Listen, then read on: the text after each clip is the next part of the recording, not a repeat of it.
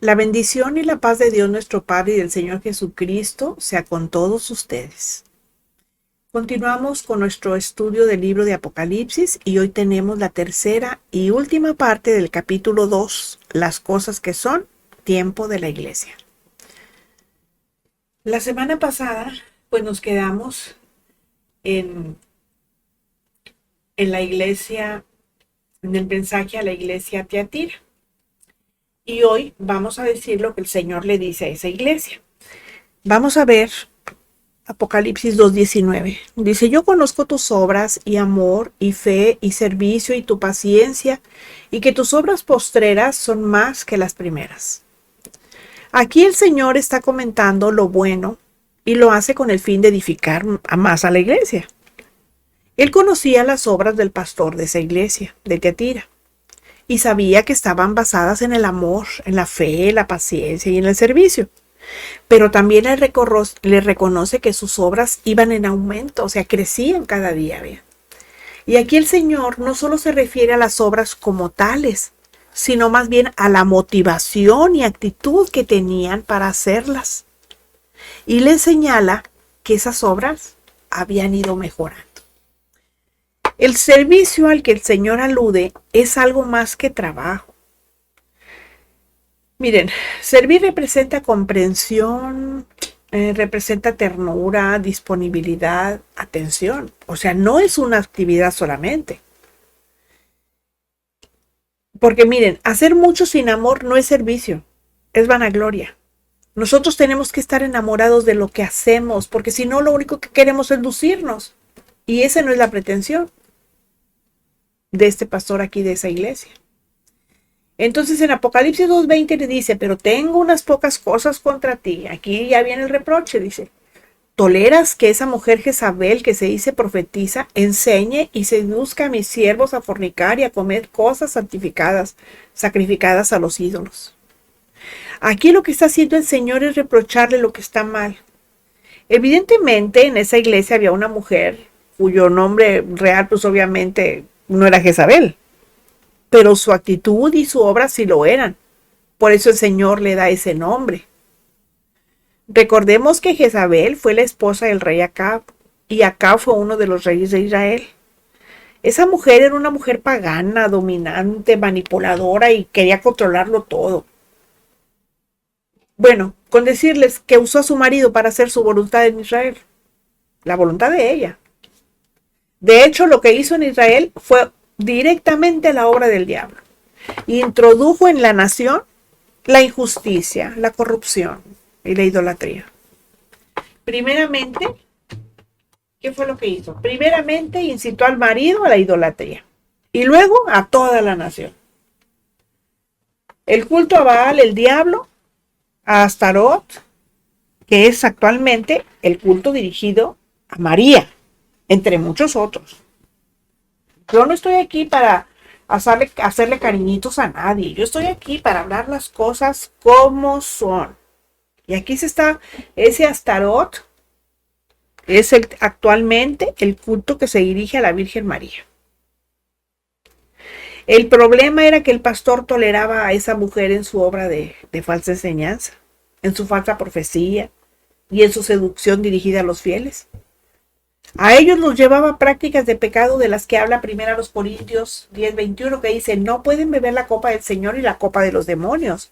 No pueden participar de la mesa del Señor y de la mesa de los demonios. Esa mujer que era como Jezabel obraba con presunta autoridad y por tanto, como ella creía tener gran influencia en muchas personas, les ordenaba lo que quería. Y todo eso lo toleraba el pastor, que evidentemente no se daba cuenta de lo que estaba ocurriendo. Sinceramente, yo no sé qué estaría haciendo ese pastor si no estaba teniendo cuidado de su iglesia. Esa mujer aparentaba ser muy espiritual, aparentaba ser piadosa en todo lo que hacía, pero especialmente cuando estaba frente al pastor. Por eso su maldad le pasaba desapercibida. O sea, y el pastor no tenía discernimiento. ¿Se dan cuenta? Esa mujer tenía más preparación que los demás. Todas las demás gentes que la rodeaban era gente de muy sencilla condición y parecía estar interesada en los problemas de ellos. Y de ese modo, pues ganaba su confianza. Y con eso, pues, ¿qué adquiría? Pues poder y control sobre las personas. Bueno, este tipo de personas que son manejadas por el espíritu de Jezabel abundan en las iglesias. Pero no solo en las mujeres, también hay hombres con ese mismo comportamiento. Ellos también tienen el don para ocuparse de las personas, pero solo las usan para su propia satisfacción. Por eso las controlan, las manipulan. Pobres de las que caen en sus redes. Porque ¿saben qué? Utilizan a gente que está deseosa de servir a Dios. Y ese tipo de gente ve como su gran adversario al verdadero profeta de Dios. Hagan de cuenta, igual que la primera Jezabel, que ella no quería a Elías, acuérdense cómo lo andaba persiguiendo.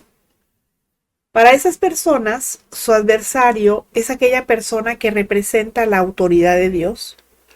A todo aquel que es delegado por Dios para dirigir una congregación o iglesia local, esos eran sus enemigos. Bueno, Apocalipsis 2:21 dice, y le he dado testimonio tiempo para que se arrepienta, pero no quiere arrepentirse de su fornicación. Obviamente está hablando aquí de fornicación espiritual. El Señor lo que está haciendo es informar al pastor de la iglesia que le dio oportunidad de que se arrepintiera del pecado de esa fornicación espiritual, pero que esa iglesia no ha obedecido. Las personas que tienen ese espíritu es muy difícil que se arrepientan, pero no es a causa del espíritu en sí, sino por la condición de su corazón que tiende al pecado, ya que el espíritu del diablo solo se aprovecha de esa condición de tener un corazón perverso de las personas que son como Jezabel. Muchas personas incautas le creen a ese espíritu que se hace pasar como que es parte de Dios. Por eso creen que tienen la verdad y que los demás están equivocados.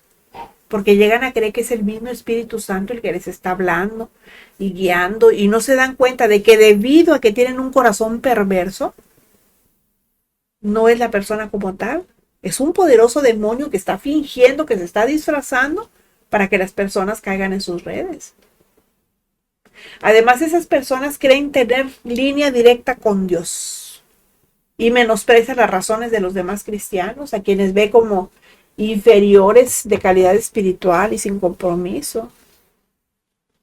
Pero a pesar de su apariencia espiritual, Jezabel no es más que la personificación del orgullo y la rebeldía.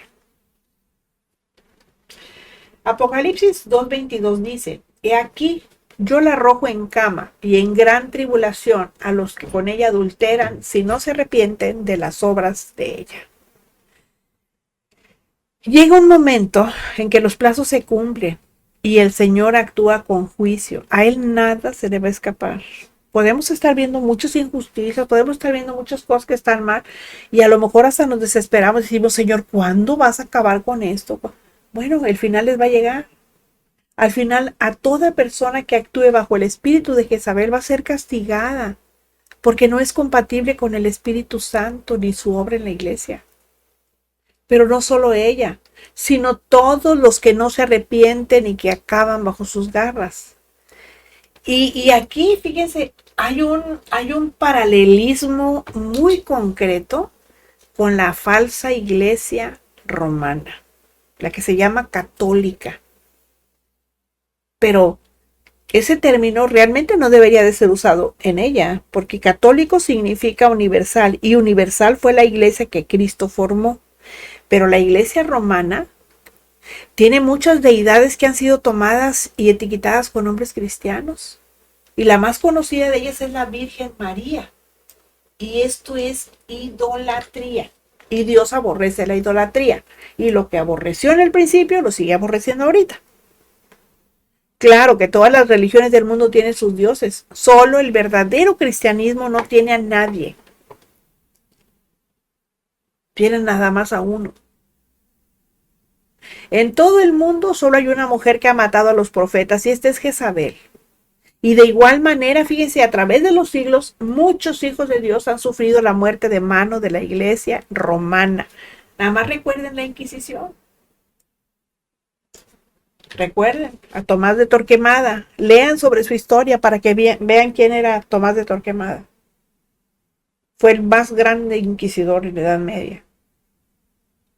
Esa iglesia insiste en que ella decide y juzga lo que es recto y trata de controlar la mente del hombre y no va a arrepentirse. Y al igual que la Jezabel de Tiatira, que es un tipo, digamos, de la iglesia de Roma, tampoco se va a arrepentir. Esta iglesia romana tampoco se va a arrepentir, pero será destruida por fuego. Apocalipsis 17, 15 y 16 dice, me dijo también, las aguas que has visto donde la ramera se sienta son pueblos, muchedumbres, naciones y lenguas. Y los 10 cuernos que viste en la bestia, estos aborrecerán a la ramera y la dejarán desolada y desnuda y devorarán sus carnes y la quemarán con fuego. Ya más adelante les voy a explicar estos de Apocalipsis 17, 15 y 16. No me quiero adelantar mucho para no confundirles. Bueno, vamos a ver el capítulo 2, versículo 23. Dice, y a sus hijos heriré de muerte y todas las iglesias sabrán que yo soy el que escudriña la mente y el corazón y les daré a cada uno según sus obras. El duro castigo para que no se arrepiente es heriré con muerte. ¿Qué quiere decir eso? Que lo va a matar. Y será una muerte terrible, va a ser una muerte pestilencial, como la que se describe en Ezequiel 33, 27, que dice, les dirás así ha dicho Jehová el Señor, vivo yo, que los que están en aquellos lugares asolados caerán a espada, y al que está sobre la faz del campo entregaré a las fieras para que lo devoren, y los que están en las fortalezas y en las cuevas de pestilencia morirán. Con todo, se trata de un castigo para amonestar con él a todas las iglesias, incluyéndonos a nosotros, que tenemos que entender que Dios sigue escudriñando la mente y el corazón para dar a cada uno lo que es justo. Salmos 7:9 en su parte B dice, porque el Dios justo prueba la mente y el corazón. Y Dios es el mismo, ayer, hoy y por los siglos. Lo que Él dijo, lo va a hacer. Porque Dios no es hombre para que mienta, ni hijo de hombre para que se arrepienta, dice Números 23, 19. Jeremías 11:20 en su parte A dice, pero oh Jehová de los ejércitos, que juzgas con justicia, que escudriñas la mente y el corazón. ¿Se fijan? Dios quiere que la iglesia nos desprendamos de todo espíritu de Jezabel, porque la palabra de Dios dice, horrenda cosa es caer en manos del Dios vivo, en Hebreos 10:31. Y eso está en el contexto de Hebreos 10, 29 y 30, cuando dice, ¿cuánto mayor castigo piensan que merecerá el que pisoteare al Hijo de Dios y tuviere por inmunda la sangre del pacto, en la cual fue santificado, e hiciere afrenta al Espíritu de gracia? Pues conocemos al que dijo, mía es la venganza, yo daré pago, dice el Señor. Y otra vez, el Señor juzgará a su pueblo. Esto es cuando nos enredamos en practicar pecado, cuando menospreciamos la sangre de Cristo en la cual fuimos santificados, y cuando hacemos afrenta al Espíritu de gracia, y no necesariamente de palabra. También cuando desviamos nuestros corazones a causa del egoísmo o el orgullo. Apocalipsis 2, 24 y 25 dice, pero a ustedes y a los demás que están en Tiatira, a cuantos no tienen esa doctrina, la de Jezabel, y no han conocido lo que ellos llaman las profundidades de Satanás, yo les digo, no les impondré otra carga, pero lo que tienen, reténgalo hasta que yo venga. Miren, el Señor no va a enviar ese juicio a los fieles de la iglesia, sino solo a quienes tienen la doctrina de Jezabel, aquellos que se jactan de conocer las profundidades de Satanás. Esas profundidades de Satanás se trata de los misterios reservados a quienes practican el ocultismo que Jezabel enseñaba, porque los falsos hermanos piensan que pueden estar por encima del bien y del mal, aquellos que creen que todo les es lícito, que pueden participar de las obras de las tinieblas sin recibir ningún daño. Esto que les voy a decir, miren, no es legalismo, es lo que enseña la Escritura. En la actualidad, la práctica de esa doctrina sería, entre muchas otras, que participáramos en cualquier evento ocultista, que participáramos en leer horóscopos, las cartas, el café y cuántas otras cosas. Cuando viéramos películas de por sí depravadas y malvadas, o que escucháramos música especialmente diabólica y un larguísimo etcétera, como hay el rock, eh, el rock pesado, que así le llaman los muchachos el rock pesado. Eso es diabólico, eso ni siquiera es música, es ruido. Imagínense, la música buena, una música buena de orquesta, una música eh, clásica, esa te eleva el espíritu. No tiene letra, pero la simple música te eleva el espíritu, te lleva a otro plano. Pero a un plano bonito, donde tú sientes paz, te sientes contento, relajado, en calma. En cambio, esa música que les digo del rock pesado, esa no, esa todo te altera, te pone todo loco. ¿Cómo se ven los jóvenes? A muchos, fíjense, que piensan que están por encima de estas cosas, el diablo les toma ventaja, pero no se dan cuenta. ¿Y saben por qué no se dan cuenta? Porque están ignorando un principio que es básico en la palabra. Y ese principio lo encontramos en Efesios 5, 11 y 12, que dice: y no participes en las obras infructuosas de las tinieblas, sino más bien repréndelas, porque vergonzoso es aún hablar de lo que ellos hacen en secreto. Y primera de Pedro 5:8 dice: sean sobrios, velen, estén atentos, avispados, porque nuestro adversario, el diablo, como león rugiente, anda alrededor buscando a quien devorar.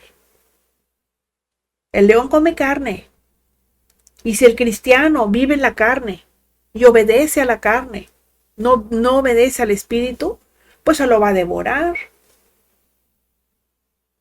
El creyente que está lleno del Espíritu Santo no desea ni quiere disfrutar entre comillas, digamos, de las cosas que antes disfrutaba.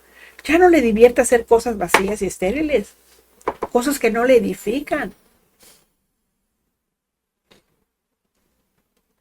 El Señor tiene por fieles a quienes no siguen las doctrinas de Jezabel y les invita a no perder nada de lo que han ganado para cuando el Señor venga. Y aquí tiene dos remitentes.